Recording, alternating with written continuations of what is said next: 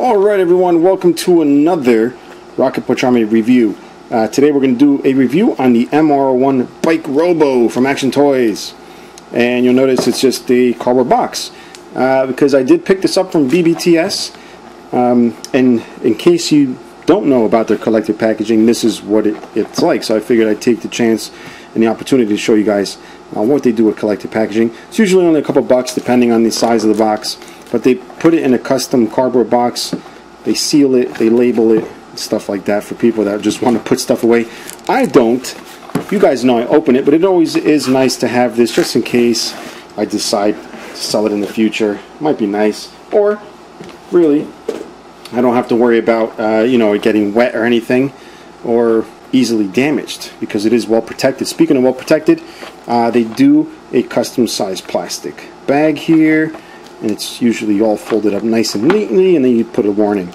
But yeah, I figured I'd show you guys since this guy came that way. But as you can see, I'm opening him up. So, collective packaging is not necessarily for me to keep it locked away in storage, even though most likely this will end up there. But anyway, finally, number 1 of Machine Robo. Reviewed all the other guys so far, and we were just waiting patiently on this one. Apparently, what they had to do is go back and make a few changes when they got the final product or before production. There's a couple of things they wanted to change. One of them, which I do like, is the addition of the rubber tires on the wheels. There's a couple other things they had to change, the way things peg, and it's kind of weird how this part blurs and kind of looks fake. I don't know if they had to redo the photos with the new... I have no clue what's going on, but look guys, we got it. And as you know, this is Cykill. For some reason, they're calling him Bike Robo here, and there's a bunch of weird Japanese writing. I don't know what that's all about. So maybe it's a bootleg. I really just said that because I just wanted to possibly piss off a couple of people, but in a good way. Not that I hate you guys, but I like to push buttons once in a while, because we know how Machine Robo fans are, or the people that have to come on here and say, hey, this is not GoBots, blah, blah, blah. We know. At least I know. Some people don't. But in the end, we all know that if this is popular here in the States, it's most likely because he is known as Cykill, even though his Machine Robo character is completely different from what we know of Cykill. But it's not labeled as Cykill, so we will just continue the review as Bike Robo. Alright? Make everyone happy, sort of. So we're going to go ahead and open this guy up. Even though it is collector packaging, it does have double tape, like they sealed it at the factory and then reopened it because they forgot to throw in a wheel or something, and then taped it back up. But of course, it bends the tab that's in here. Just so you guys know, if you get the double tape one, that's probably the reason they went in there. And I don't even know if they went in there to put the rubber tires on. Maybe these were already packaged with the original design. Who knows? That might have been the delay. Anyway, stop blabbing and open it. Here's that annoying crease I was talking about, because people in the factory just don't care. They open it. And let's pull this bad boy out. Oh, look at this. So happy. I never had, Cykill when I was young. I had Leader 1, I had the Rescue, I had Buttface, all the obscure ones, but I never had Cykill. But if I'm going to have one, let's have a modern version, shall we? Alright, so here's Bike Robo in the little plastic tray. Comes with all the accessories, and you'll see there's a stand here. You guys know how I feel about stands. I'm glad they are in there for those that want to stand, but I never use them, so I really don't give a crap. But it's one of those stands that you can kind of configure different ways. Okay, it's like a little Lego set. So, not interested. This is what I'm interested in. Good old Bike Robo. So, let's go ahead and open this guy. Take the tape off. And you're going to see some parts flying out. Alright? One of them is his axe. It is rather sharp on both ends. Alright. We also have this here, which looks like a handlebar. So you know what that means, guys. Parts forming. Not much, just handles. Maybe they can even be put on the robot itself, but they are there on the side. And this looks like a kickstand. The reason I say looks is because, guess what? Haven't really had a chance to play with them.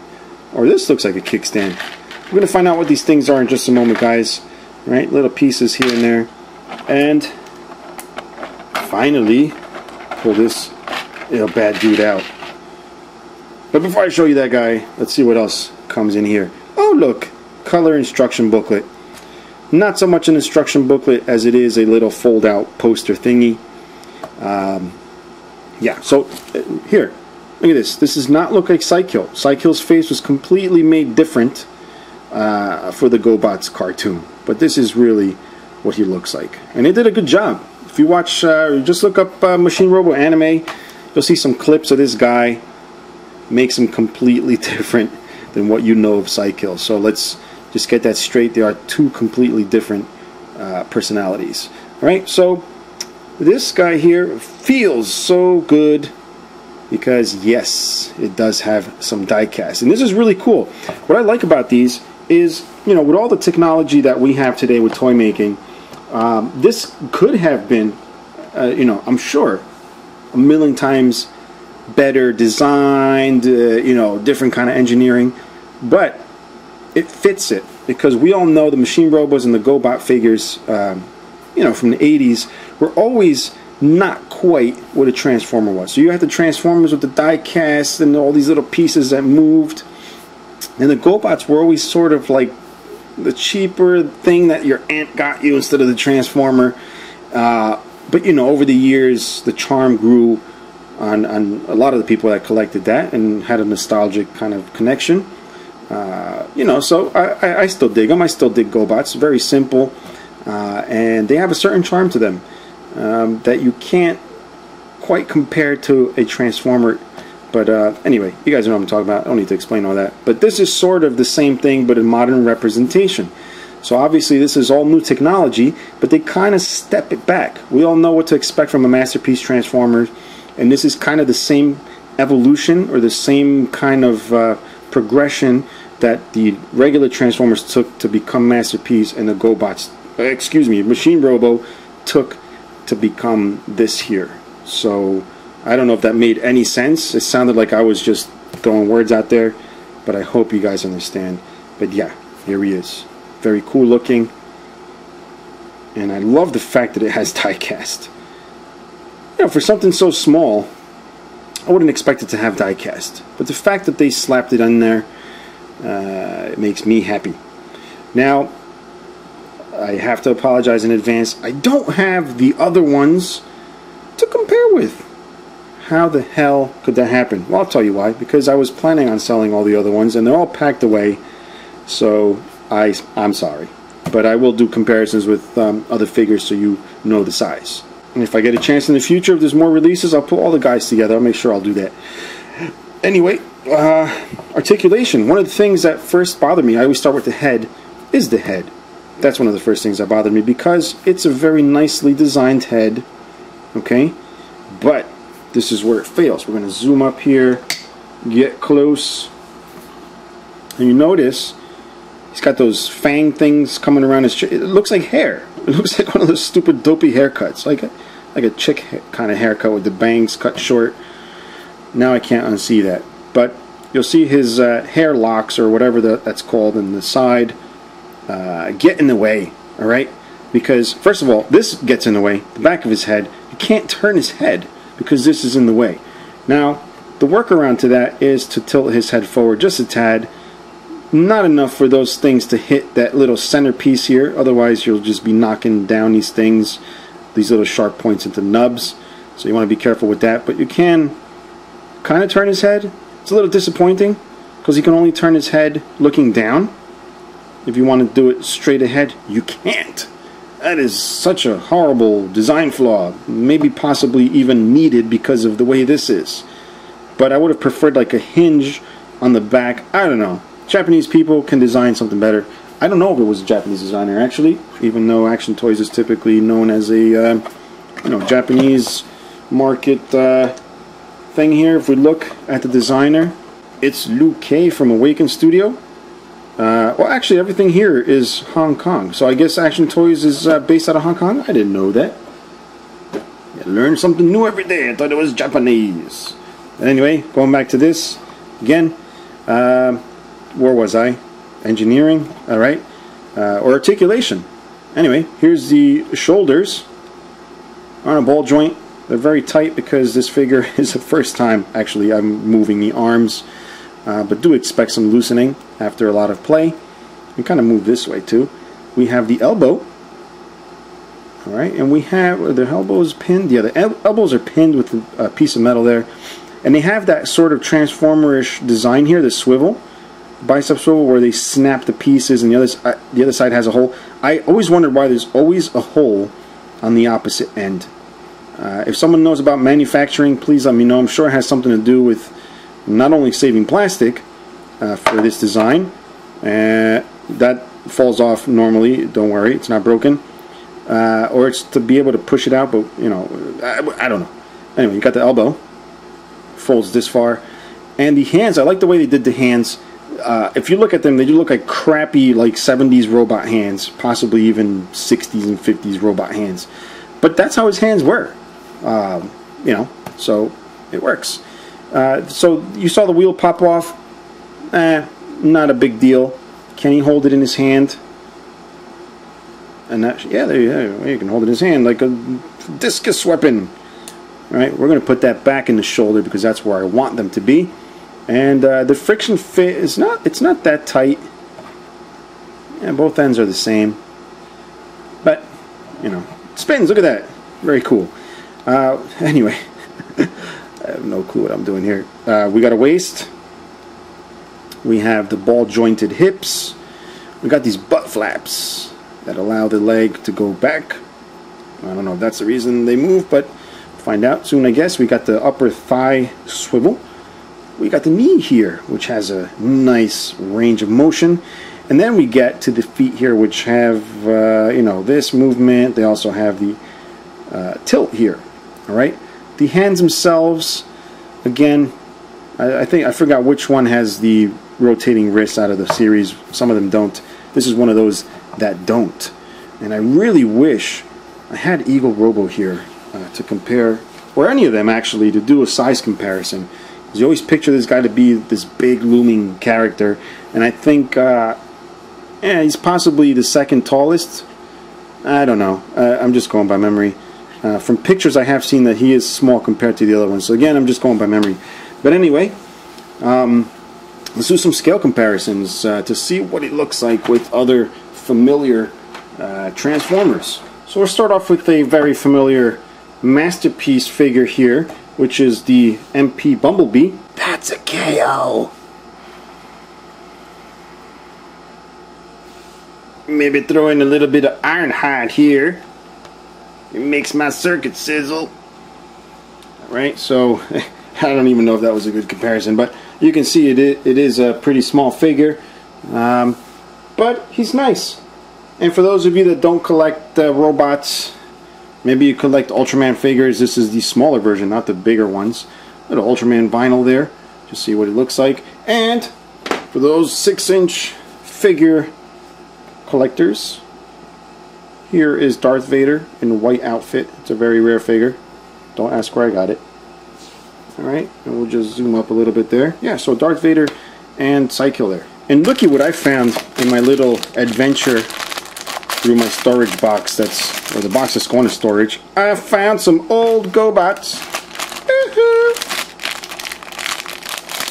I don't know why they're in plastic. I'm trying to keep them from like mutating or rusting. I don't know what the hell I'm trying to do there. Let's put it here so it's more centered. But yeah, these are older, and these are actual vintage ones. They're not, I don't even know if they have reissues, but these are just actual ones I ended up picking up, you know, throughout my years. They're not from my childhood. I don't know where those are. But yeah, so you can see he is bigger than the normal ones. Too bad I don't have a little, I was going to say G1 Psykill. I don't know why. But I don't have an original Psykill, so that's what I have to do. But yeah, Psykill. Bike Robo, sorry. I said I was only going to say Bike Robo. So we're going to check this guy out in his motorcycle or bike mode. And to do that, I do have to peruse, is that the right word to use, this little poster thing here. And just to get familiar with the transformation. Seems simple enough. So, oh, I forgot to show you guys the X, so I guess I'll do that before the transformation. So it looks like a couple things here are used for the pegging of the stand. And, yeah. Anyway, gotta show you guys the X. So let's get him right here.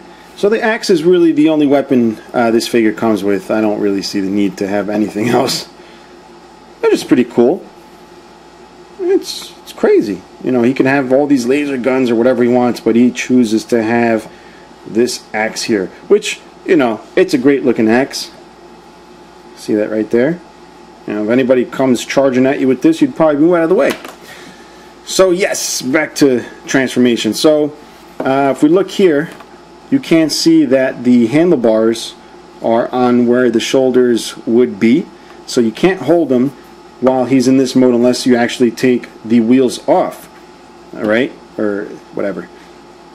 And then this would be the kickstand. Alright, so again, let me look through this and we'll get started with transformation.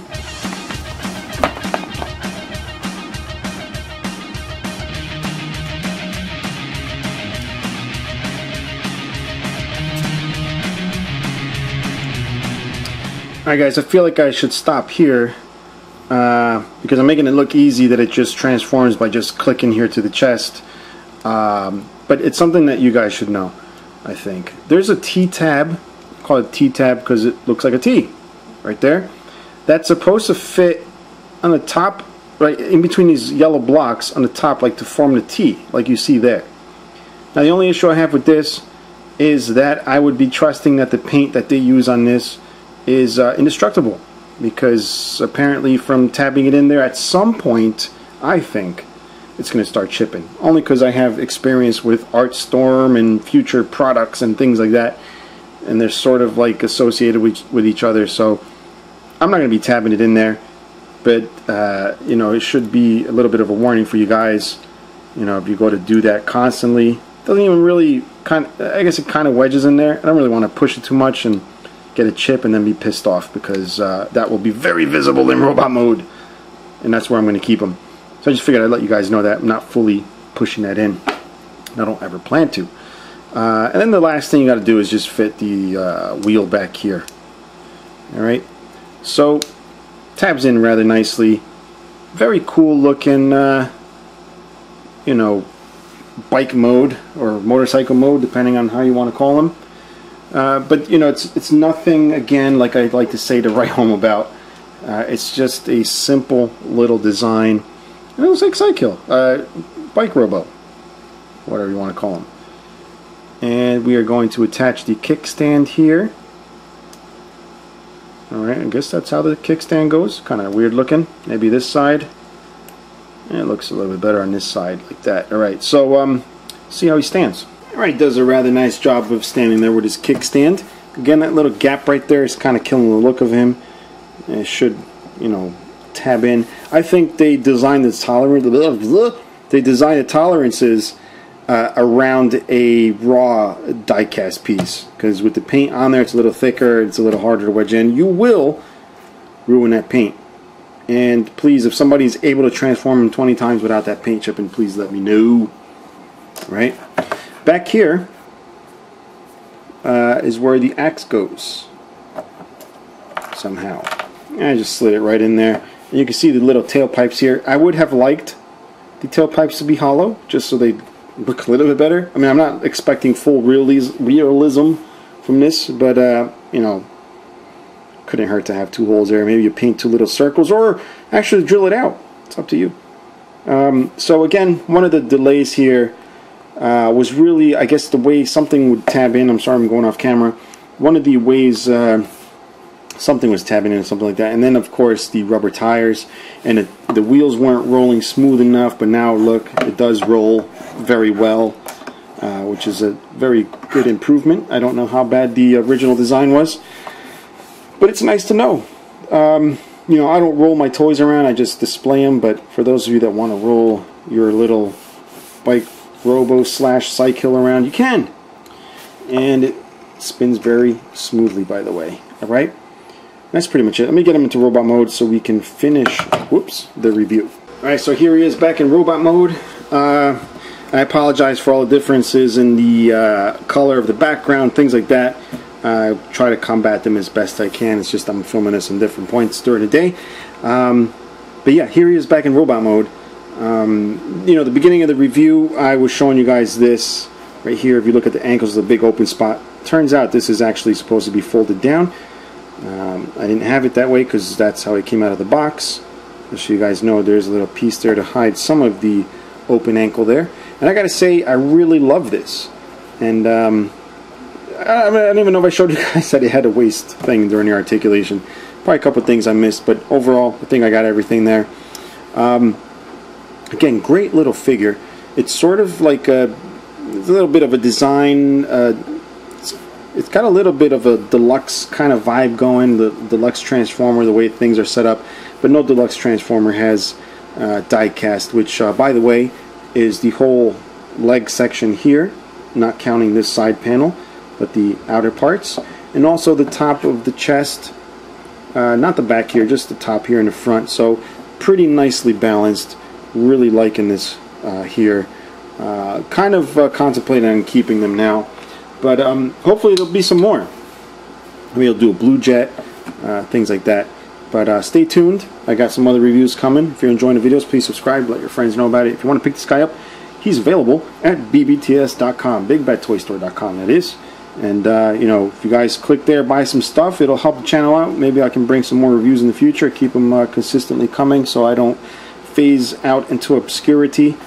But yeah, I'll see you guys next time. Take care. Bye.